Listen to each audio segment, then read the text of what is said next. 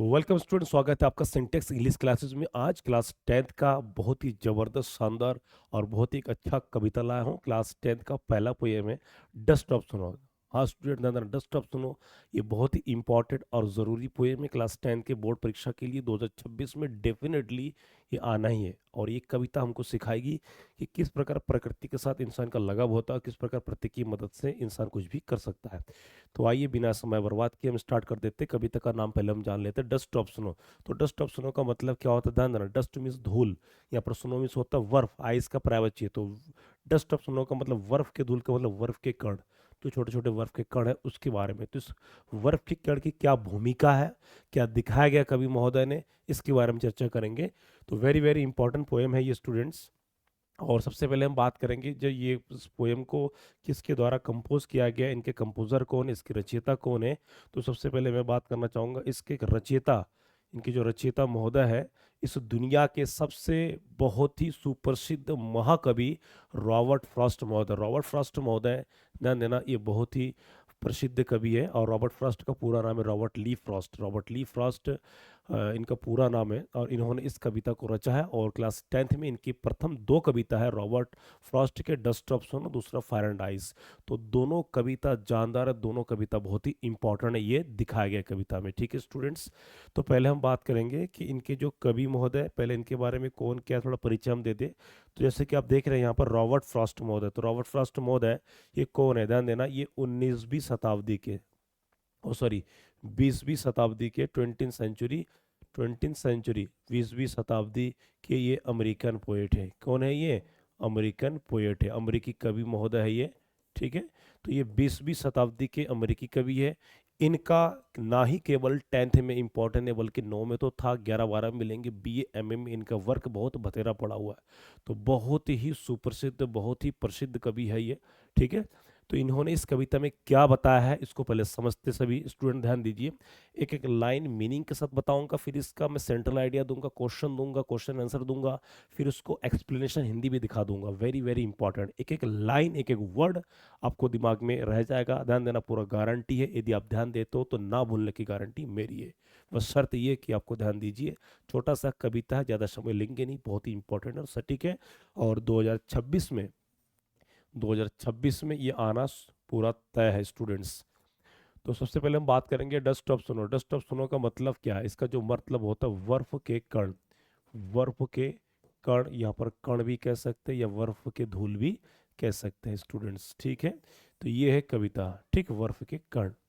तो सबसे पहले हम बात करेंगे एक एक लाइनिंग का मतलब क्या है। जिसमें मैं बता दूं, इस कविता में कवि महोदय ये दिखाया गया है कि कवि एक पेड़ के नीचे, एक धतूरे के पेड़ के, एक विशेला पॉइजनियस ट्रीज होता है, हेमलॉक ट्री होता है, उसके नीचे बैठ करके, ठीक है, वो अपना समय व्यतीत कर रहा था। मतलब उस पेड़ के नीचे झप्पी पा रहा था वो, उनको नींद आ रहा था। ठीक है, तो अचानक क्या हुआ, उस पेड़ बहुत ज़्यादा बड़ा भी नहीं होता है, उस पेड़ पर आकर के कौवा आता है। कौवा आके जैसे ही बैठता है, तो कौवा जैसे ही बैठने लगता है, जैसे ही कौवा क्या पेड़ है, तो जैसे ही बैठता है तो इसमें थोड़ा सा कंपन होता है, उसमें जो उस बर्फ के कण उस पेड़ के पत्ते पर, डाल पर जो लगा हुआ था, वो क्या करता है, सीधा कवि के, जो कभी सो रहा होता है, कभी के सिर पे गिरता है, गर्दन पे गिरता है। जैसे ही सिर पे गिरता है तो ठंडक सा आता है। तो जो अपना समय दिन सो सो के वो अपना बेकार कर रहा था, वो समय उसका बच गया। तो जैसे ही ध्यान देना, उसमें उनके शरीर पर, उनके सीने पर, उसके जो सिर पर जैसे ही वो बर्फ के कण गिरता है, तो वो जो जो खत्म हो रहा था उसको बचा दिया। तो उससे एक नई ऊर्जा मिली। ठीक है, तो आगे क्या है, तो इसके हम सीधा यहाँ पर संकोच में न डाल के सीधा दिखा देते हैं। तो दिखाया गया। तो इस कविता में ध्यान देना, जैसे हम बात करते हैं, ये स्टेंजा फर्स्ट है, ये आपके स्टेंजा फर्स्ट है। स्टेंजा वाइज ध्यान देना, यदि आप स्टेंजा वाइज याद करेंगे तो आपको बहुत होगा। स्टेंजा फर्स्ट है और ये आपके स्टेंजा टू है। तो एक बार मैं रिफ्रेश करके दिखा देता हूँ, ये आपके स्टेंजा फर्स्ट है, ये आपके स्टेंजा टू है। Very very important students. Paper में ध्यान देना, पेपर में आते कैसे मैं बता दूं। पेपर में आपके जो पोएम सेक्शन है, एक होता है क्वेश्चन आंसर आता है, और उसके ऊपर आता है, ध्यान देना, सेक्शन सी में, क्लास 10th में सेक्शन डी में, लिटरेचर में आपका पहले ही आएगा ये ठीक है, पोयम आएगा। तो पोयम के ये स्टेंजा वाइज रहेगा, अथवा में कोई सा भी दो पोयम दे सकता है, जिनमें से एक इंपॉर्टेंट है। उस पोयम को पढ़ करके स्टेंजा में क्या कह रहा है उसको समझ के उसके नीचे 4 क्वेश्चन रहता है या 3 क्वेश्चन रहता है, उसको लिखना पड़ता है। कुछ बच्चे क्या करते हैं, स्टेंजा उठा के देके चले आते हैं। स्टेंजा डालने का समय नहीं है, अब समय परिवर्तन हो चुका है, नए पैटर्न पर क्वेश्चन पूछा जा रहा है। ठीक है, वेरी वेरी इंपॉर्टेंट। तो पहले समझते हैं कि स्टेंजा वाइज क्या है इसका। ठीक है, तो क्या रहा है पहले की line, the way a crow, तो the way a crow shook down on me the dust of snow from hemlock tree. तो कह रहा है कि हेमलॉक ट्री से, हेमलॉक ट्री से, हेमलॉक क्या होता है, एक विषैला पेड़ होता है जिसमें जहरीला धतूरा का पेड़ होता है, उसमें फूल आता है, कांटेदार होता है, जो पूजा पाठ में लगा जाते हैं। तो कह रहा था बे ए क्रो, तो कह रहे कि कौओं के जिस तरीके ने शुक down on me dust of सुनो, कह रहे बर्फ के कारण जिस तरीके से कौए ने मुझ पर गिरा दिया, फ्रॉम ए हेमलॉक ट्री, की एक हेमलॉक ट्री से, पेड़ से, has given my heart A change of mode, कि मेरे दिल की मनोदशा को ही बदल दिया है, प्रेजेंट परफेक्ट टेंस है। ठीक है, and saved some part of a day I had dreamed, कि मेरा कुछ जीवन का हिस्सा, कुछ घंटे जो बचा दिया, जो मैं बर्बाद कर रहा था। ठीक है, तो पहले कविता में ध्यान देना, पहले कविता में क्या, एक पेड़ को दिखा दिया, क्या दिखा दिया, पेड़ को दिखा दिया।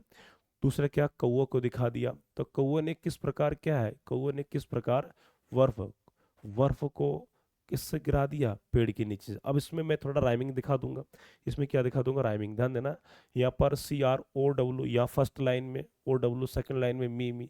तो ध्यान देना, ये फर्स्ट लाइन और थर्ड लाइन कॉमन है, ये सेकंड लाइन और ये फोर्थ लाइन क्या है, कॉमन है। तो इसको राइमिंग स्कीम कहते हैं, क्या कहते हैं, राइमिंग स्कीम कहते हैं स्टूडेंट्स, वेरी वेरी इंपॉर्टेंट है।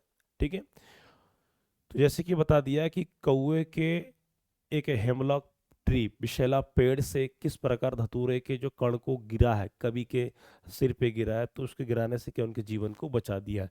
तो एक एक वर्ड आपको ध्यान देना पड़ेगा। वे मिस क्या हो, तरीका, या जिस तरीके से, शुक डाउन मिस हिला दिया, शेक का फर्स्ट पारा में शुक डाउन मतलब नीचे हिला दिया मुझ पर, द डस्ट ऑफ स्नो, बर्फ के कण को यहाँ पर। ठीक है, फ्रॉम ये हेमलॉक ट्री, फ्रॉम मन से, हैज गिवन माई हार्ट, की मेरे दिल को दिया, क्या दिया, ये change of mode, mode means मनोदशा, मन की दशा को बदल दिया।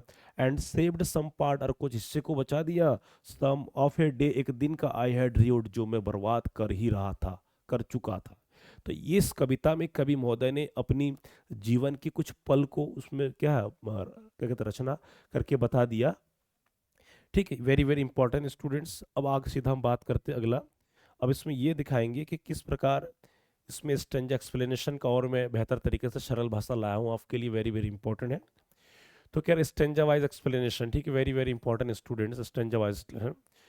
तो इसमें ध्यान देना। तो कह रहा है, कवि कहता है कि एक दिन वह उदास मन स्थिति में खड़ा था। एक दिन क्या कर रहा था, उदास मन में था। वैसे कभी होता नहीं है कि आपको कोई घटना हो गया घर वालों से या किसी से भी, तो आप उदास होकर के कहीं अकेला तन्हा चले जाते हैं, जमीन में, जंगलों में अकेला एकांतता में चले जाते हैं। तो कह रहा है इसमें कि कवि बताता है कि एक दिन वह उदास मन स्थिति में खड़ा था, तभी एक कौए ने हेमलॉक ट्री, पेड़ से बर्फ की धूल उस पर गिरा दी। जैसे कि स्टेंजा में बता दिया कि वो अकेला था, उदास था, ठीक है, कहीं खड़ा था, तो एक कौवे ने आकर के एक विशेला हेमलॉक पेड़ से क्या किया, एक बर्फ के टुकड़े को गिरा दिया उसके सिर पर। तो कह रहा है यह घटना बहुत छोटी थी, लेकिन इसका प्रभाव बहुत बड़ा पड़ा, कि हेमलॉक ट्री से जो बर्फ के कण का तो गिरना एक छोटी घटना है, लेकिन इससे उसके जीवन में बहुत बड़ा असर हुआ। क्या है, बर्फ की धूल गिरने से कवि का मूड अचानक बदल गया। ठीक है, वेरी इंपॉर्टेंट, ध्यान देना, ये पूरा प्रकृति का पूरा खेल है। तो बर्फ के टुकड़े गिरने से कवि का मूड, मनोदशा बदल गया। उसका उदास और निराश मन प्रसन्न हो गया। उसका जो उदास मन था, जो उदासी से अपना जीवन व्यतीत कर रहा था, वो उदास मन बहुत ही प्रसन्न, बहुत ही खुशी से क्या हुआ, काफी बदल गया। तो यहाँ पर पॉजिटिविटी को दिखा दिया गया। नेक्स्ट है, उसे ऐसा लगा जैसे उसका दिन बच गया, और उसको उस हेमलॉक ट्री से बर्फ के टुकड़े गिरने से उसको लगा कि जो समय में बर्बाद कर रहा था, चलो मैं बच गया। तो यहाँ पर बर्फ का टुकड़े गिरने करते, ध्यान देना स्टूडेंट्स, अपनी जो नेगेटिविटी, नकारात्मक जीवन को बर्बाद कर रहा था, बर्फ के टुकड़े गिरने से वो केवल समय की बात नहीं कर रहा है, उसके जीवन में कोई नई खुशियां आई है, नई उम्मीद जगा है। ठीक है स्टूडेंट्स, तो ये प्रकृति का खेल है।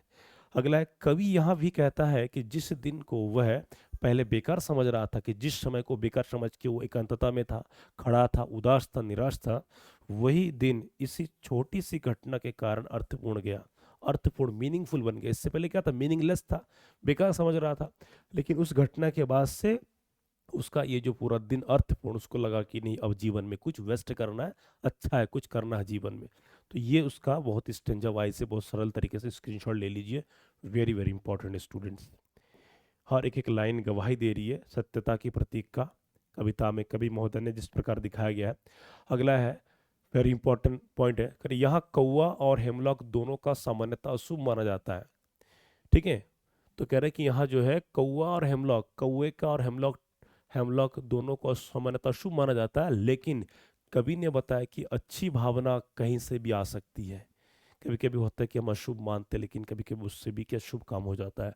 तो कह रहे कवि ने बताया कि अच्छी भावना कहीं से आ सकती है, चाहे वह साधारण या नकारात्मक मानी जाने वाली चीजों से क्यों ना मिले। जैसे बता दिया, तो कभी कभी नेगेटिविटी से पॉजिटिव आ जाता है। जैसे मान लीजिए स्टूडेंट्स कि ये आपका नेगेटिव है, तो नेगेटिव से कभी कभी पॉजिटिव होता है। तो पॉजिटिव कब होगा? पॉजिटिव जब होगा जब भाग्य, डेस्टिनी की बात हम करते हैं, डेस्टिनी और डेस्टिनी। ठीक है, ये नेचर, नेचर भी कह सकते हैं, नेचर मीन्स प्रकृति, और प्रकृति का मतलब क्या है? गॉड, ईश्वर।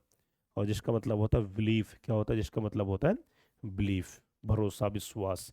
तो ये very very important point student screenshot लीजिए, वेरी वेरी इंपॉर्टेंट पॉइंट है ये। ठीक है, तो अपने आप को कमज़ोर मत मानिए, हर चीज़ अच्छा होगा जब आप में वेस्ट होगा, सारा चीज़ अच्छा होगा। ये कुछ इंपॉर्टेंट सेलेक्टेड क्वेश्चंस लाया हूँ जो आपके एग्जाम के लिए कंप्लीटली एकदम टस्ट है, कंप्लीटली इंपॉर्टेंट है, एग्जाम ओरिएंटेड है। ठीक है, तो क्वेश्चन वन है आपका, what is the dust of snow in the poem? कि इस कविता में डस्ट ऑफ सोनो क्या है, कि डस्ट ऑफ सोनो से क्या अभिप्राय है, इसका क्या अर्थ होता है? तो आंसर है the dust of snow means fire partial. अब मैं दिखा दूंगा इस कविता में, ध्यान देना कि डस्ट ऑफ सोनो, डस्ट का यहाँ पर जो किस तरीके से दिखाया गया है। तो कह रहा था dust of snow means fine, fine particles of snow falling, कि बर्फ के जो गिरना, एक अच्छी कण को दिखाया गया फ्रॉम ए ट्री, पेड़ से। It symbolizes small and simple moments. ध्यान देना कि बर्फ के गिरने से क्या प्रतीक दिखाता है, कि ये छोटे एक कण गिरने से क्या होगा? सिंपल मोमेंट, एक साधारण क्या दिन बन जाता है, पल बन जाता है, that can bring positive change in human life. और वो क्या करते हैं? मनुष्य के जीवन में एक सकारात्मक बदलाव ले आता है। तो ध्यान देना, छोटी सी एक बर्फ के कण गिरने से उसका दिन बन गया, उसका जीवन सफल हो गया। ठीक है, नेक्स्ट क्वेश्चन है, how did the dust of snow change the poets mood? कि डस्ट ऑफ स्नो, बर्फ के कण ने कवि के मूड को कैसे बदल दिया, किस तरीके से बदल दिया? ठीक है, तो आंसर है the falling dust of snow changed the poet's sad and depressed mood into ये happy one. Very very important line है, स्क्रीनशॉट ले लीजिए। तो कह रहे हैं कि बर्फ के कण के कवि पर गिरना कवि के उदार जीवन को बदल दिया, किसमें? हैप्पी वन में। मैंने उसके दुखी पल को खुशी पल में बदल दिया है। ठीक है, इट रिफ्रेश्ड हिज माइंड, और उसके मस्तिष्क को रिफ्रेश कर दिया, तरोताजा कर दिया। And saved the rest of his day, और जो अपना दिन, दिन पूरा जो समय बर्बाद हो रहा था उसको बचा दे। यहाँ पर ध्यान देना, दिन को हम होल लाइफ भी हम कह सकते हैं, कि होल लाइफ का मतलब होता है उनके जीवन में जो खुशियाँ थी, ठीक, उस खुशियाँ जो नेगेटिव थी उसको क्या पॉजिटिव बना दिया। Very very important students. आप चाहे यूपी बोर्ड से हो, उत्तराखंड बोर्ड से हो, चाहे आप एमपी बोर्ड से हो, किसी भी बोर्ड से हो, ये आपके लिए वेरी वेरी इंपॉर्टेंट है। क्वेश्चन नंबर थ्री है, क्वेश्चन नंबर थ्री है, why does the poet mention A crow? Why does the poet mention A crow and hemlock tree? कह रहा है कवि इस कविता में कौए और हेमलॉक ट्री का उल्लेख क्यों करते हैं? हेमलॉक ट्री का मतलब ध्यान देना धतूरा का पेड़, जिसको जहरीला पेड़ मानते हैं, केवल पूजा पाठ में लगाते हैं। हमारे हिंदू रीति रिवाज के अनुसार ध्यान देना, महाशिवरात्रि पूजा में इसका यूज करते हैं, लंबे लंबे वाइट फूल होते हैं। ठीक है, तो उसका यहाँ पर जिक्र किया है। तो कह रहा है the poet mentions A crow and hemlock tree. तो कह रहा है कवि महोदय कौए और हेमलॉक ट्री का वर्णन करते हैं। ठीक है, बिकॉज क्योंकि they are symbols of negativity, क्योंकि ये दो क्या नकारात्मक, ठीक है, नकारात्मक प्रतीक है। ठीक है, नकारात्मक प्रतीक है, परंतु he shows that even negative things can bring positive result in life. तो नेगेटिव, नकारात्मक चीज तो है, परंतु कौए और हेमलॉक ट्री, कौए काला होता है, शुभ होता है, हेमलॉक ट्री विषैला नेगेटिव होता है, परंतु इस कविता में इस दोनों चीज ने नेगेटिविटी, नकारात्मक से क्या लाया? सकारात्मक लाया कवि के अपने व्यक्तिगत जीवन में। तो ये कवि महोदय अपने जीवन के सभी अनुभवों को इस कविता में वर्णन कर रहे हैं। ठीक है, क्वेश्चन नंबर फोर है, what does the crow symbolise in the poem? कि कविता में कौवा किसका प्रतीक है? कौवा, कौवा वो जो वर्ड है क्रो, या किसका प्रतीक है, किसका सिंबल है? वेरी इंपॉर्टेंट है। The crow symbolise bad luck, ध्यान देना कौए, तो यहाँ पर कौओं के क्या दिखा दिया, बैड लक को दिखा दिया, नेगेटिव को दिखा दिया है, बैड लक एंड नेगेटिविटी। ठीक है, बैड लक जिसे कहते हैं खराब किस्मत। ठीक है, bad luck and negativity. How in the poem, परंतु कविता में, it becomes a cause of positive change by lifting the poet's sad mood, परंतु इस कविता में यहाँ पर बैड लक क्रो, क्रो को क्या दिखा दिया, सकारात्मक कारण दिखा दिया। कविता में कवि के जीवन को सफल करने के लिए, कविता कवि के मूड को बदलने के लिए कौवा एक प्रकार का क्या बना, पॉजिटिव बना। क्या बना, पॉजिटिव बना। तो ये बहुत जरूरी पॉइंट है स्टूडेंट, स्क्रीनशॉट ले लीजिए। तो वेरी वेरी इंपॉर्टेंट सारा पॉइंट है इसमें। नेक्स्ट क्वेश्चन है, what is the significance of the hemlock tree in the poem. तो सिग्निफिकेंस का मतलब दाना, सिग्निफिकेंस का मतलब होता है महत्व। क्या होता है, महत्व। तो कह रहे कविता में हेमलॉक वृक्ष का क्या महत्व है, हेमलॉक वृक्ष का क्या महत्व है, इस कहानी में क्यों हेमलॉक ट्री का प्रयोग किया गया है। तो कह रहा था hemlock tree symbolise poison, poison means जहर, कि इस कविता में जो हेमलॉक ट्री है इसको क्या, इसको जहर के रूप में प्रतीक किया गया है, एंड सॉरो और दुख को। तो यहाँ पर पॉइजन, पॉइजन और सॉरो को दिखाया गया, किसको दिखाया गया, हेमलॉक ट्री को दिखाया गया है। ठीक है, तो कह रहा the poet uses it to show that even unpleasant objects of nature can create joyful moment. तो इसमें ये दिखाया गया कि ध्यान देना, जिस प्रकार ये हेमलॉक ट्री होता है उसके जो बीज होता है, क्या होता है, उसके बीज जो होता है कांटेदार होता है। तो इस कांटेदार जो बीज होता है, इस कांटेदार बीज जो नेगेटिविटी होता है, ठीक है, क्या होता है, नेगेटिव होता है। परंतु किस प्रकार इस कविता में अनप्लीजेंट चीजों को किस प्रकार प्रकृति के माध्यम से जॉयफुल मोमेंट क्रिएट कर दिया है, आनंद का वो पल, आनंद का वो क्षण क्रिएट कर दिया है, जो हर एक व्यक्ति के लिए बहुत ही सकारात्मक जीने की राह दिखाती है। ठीक है, क्वेश्चन नंबर 6 से आपका, what message does the poem dust of snow convey. तो कह रहा है ये जो कविता है डस्ट ऑफ स्नो, ये क्या संदेश देती है, कन्वे, ध्यान देना स्टूडेंट, या कंफ्यूज नहीं होना, कन्वे का मतलब होता है देना, मतलब आगे ले जाना। तो कह रहा है कविता डस्ट ऑफ स्नो क्या मैसेज देती है, मतलब पाठक को, ठीक, जैसे आप स्टूडेंट है तो आप क्या सीखने को मिलती है, क्या क्या दे जाता है समाज को, सोसाइटी को, देश को। तो कह रहा the poet gives the message, कवि महोदय संदेश देता है, दैट स्मॉल इंसिडेंट्स, की छोटी छोटी घटना, can bring big change in life, की छोटी छोटी घटना जो जीवन में बड़े बदलाव ला सकते हैं। Even a simple moments of nature, ठीक है, can remove sadness and bring happiness. तो कह रहा है कि एक छोटी सी साधारण पल जो है, ठीक है, किसके, प्रकृति के, ये दुखी को बदल करके ये ब्रिंग हैप्पीनेस, खुशहाली में परिवर्तन कर सकते हैं। तो स्टूडेंट कभी निराश नहीं होना, अपने जीवन में खुश रहिए, मेहनत कीजिए, आगे बढ़िए, ईमानदारी से मेहनत करेंगे तो सफल होना संभव है, इसमें कोई दो राय नहीं है। आपकी ईमानदारी से मेहनत की हुई हर काम, हर वो चीज़ आपको कामयाबी तक अवश्य ले जाएगी। बस इसका एकमात्र उद्देश्य है कि आप अपने मंजिल से, आप अपने दृश्य से, आप अपने लक्ष्य से नहीं हटेंगे। ठीक, तो ये बहुत ज़रूरी पॉइंट है स्टूडेंट्स, इसकी स्क्रीनशॉट ले लीजिए, वेरी वेरी इंपॉर्टेंट है सारा चीज़। और ये अंतिम क्वेश्चन है, ये क्वेश्चन नंबर 7 है।